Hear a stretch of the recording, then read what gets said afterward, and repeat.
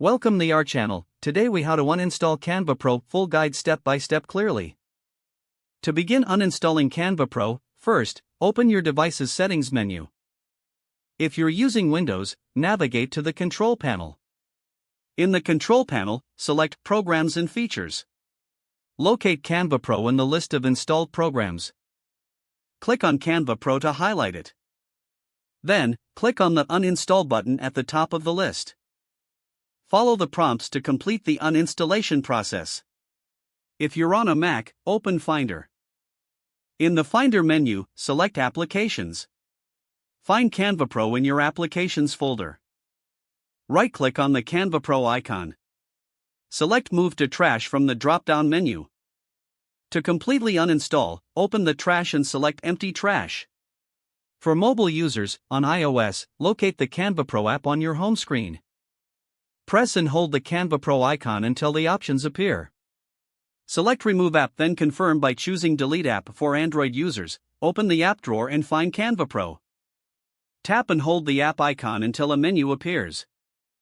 Select Uninstall and confirm your choice.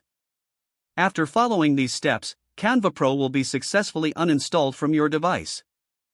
Remember to check for any residual files if necessary. And that's how you uninstall Canva Pro. If the page does not load, refresh the browser or try again in a private or incognito window. Make sure you are using the correct email address, then retype it carefully to avoid small typos. If your password is not accepted, use the reset option and create a new strong password you can remember. Check your spam folder for verification or security emails, then complete any requested confirmation steps. Enable two-factor authentication if available to improve account security and reduce unauthorized access risk. After signing in, review your profile details so your contact information and settings are accurate and current. If you see an error message, note it down and try again after restarting your device and internet connection.